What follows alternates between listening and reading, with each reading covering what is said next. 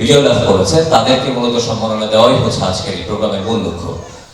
কৃষকবন্ধু ফাউন্ডেশনের এই প্রোগ্রামের মধ্য দিয়ে আমরা মূলত আরো একটি মেসেজ দিতে চাই। আমরা চাই সমাজের বিভিন্ন স্তর থেকে মেধাবীদেরকে সম্মাননা দেওয়া হোক, সমাজের বিভিন্ন স্তরে মেধাবীদেরকে রেসপেক্ট করা হোক, তাদেরকে ভ্যালু দেওয়া হোক।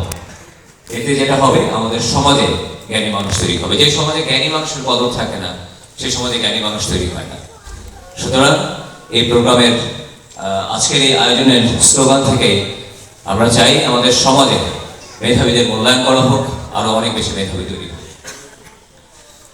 এরপর যদি বলতে চাই, সেটি হচ্ছে একটা দেশ বা একটা জাতির সত্যিকারের উন্নয়ন ডিপেন্ড করে ওই দেশের যে ডেভেলপমেন্ট, সেই ডেভেলপমেন্ট এনশিওর করবার জন্য তারা খরচ করে তাদের দেশের যুবক তরুণদের পেছনে। তারা মনে করে যে তাদের দেশের উন্নয়নের পেছনে সবচেয়ে মুখ্য কারিগর যারা হবে, তাদের দেশের উন্নয়নে যারা সবচেয়ে প্রভাবক হিসেবে কাজ করবে, মূল কারিগর হিসেবে কাজ করবে, তারা হচ্ছে এই যুবক তরুণ। এই যুবক তরুণদেরকে যদি সঠিকভাবে প্রশিক্ষিত করা না যায়, তাহলে একটা দেশের ভবিষ্যৎ লিটারেলি অন্ধকার হয়ে যায়।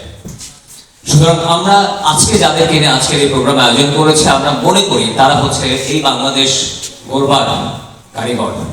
আগামী বাংলাদেশকে নিয়ে আমরা যে স্বপ্ন দেখি, আগামী বাংলাদেশকে নিয়ে আমরা যে ভবিষ্যৎ কল্পনা করি, সেই ভবিষ্যৎ বাস্তবায়ন করবার মূল কারিগর হচ্ছে আমার সামনে আজকে যে যুবক তরুণ এবং শিশু কিশোররা বসে আছে।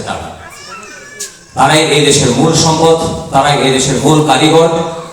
তাদেরকে মূল্যায়ন করতে না পারলে, তাদেরকে যথাযথভাবে প্রশিক্ষিত করতে না পারলে, আমরা যে বাংলাদেশের স্বপ্ন দেখি সেই বাংলাদেশ স্বপ্নই থেকে যাবে, বাস্তবায়ন করা সম্ভব হবে না।